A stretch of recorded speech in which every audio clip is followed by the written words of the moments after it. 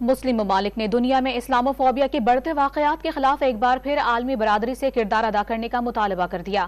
ترکیہ، ایران اور قطر نے معاملے کو اقوام متحدہ کی سلامتی کونسل کے سامنے رکھ دیا۔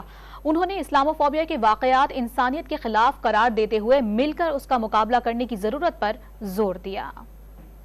مسلم ممالک نے ایک بار پھر عالمی سطح پر اسلاموفوبیا کا مسئلہ اٹھا دیا۔ ترکیہ کے صدر نے بحث چھیڑ دی۔ جنرل اسمبلی اجلاس سے خطاب میں عالمی رہنماؤں پر واضح کر دیا کہ نفرت، نسل پرستی اور اسلاموفوبیا نئے بحران کی شکل اختیار کر گئے ہیں اور یہ ناقابل برداشت حد تک پہنچ گیا ہے۔ انہوں نے بہت سے ممالک میں سیاستدانوں کی جانب سے ایسے خطرناک واقعات کو بڑھاوا دینے کی نشاندہی بھی کی۔ دعویٰ کیا کہ سلامتی کونسل عالمی امن کی ضامن نہیں رہی، 5 مستقل ارکان کا میدان جنگ بن گئی ہے۔ ایرانی صدر ابراہیم رئیسی ہاتھ میں قرآن مجید تھامے روسٹرم پر آئے۔ مسلمانوں کی مقدس کتاب کی بے حرمتی کے واقعات اور تعلیمی اداروں میں حجاب اور نقاب پر پابندی کا معاملہ اٹھایا۔ انہوں نے اسلاموفوبیا کے واقعات کو انسانیت کے خلاف قرار دیتے ہوئے بین الاقوامی برادری کو مل کر اسلاموفوبیا کا مقابلہ کرنے کی ضرورت پر زور دیا۔ قطر کے امیر شیخ تمیم نے بھی آزادی اظہار کے نام پر مقدس کتابوں کی بے حرمتی کو ناقابل برداشت قرار دیا۔ دوسری جانب سیکریٹری جنرل انتونیو گوتریس نے تقریب سے خطاب میں افغانستان میں خواتین کے حقوق بہتر کرنے کی ضرورت پر زور دیا۔ کہا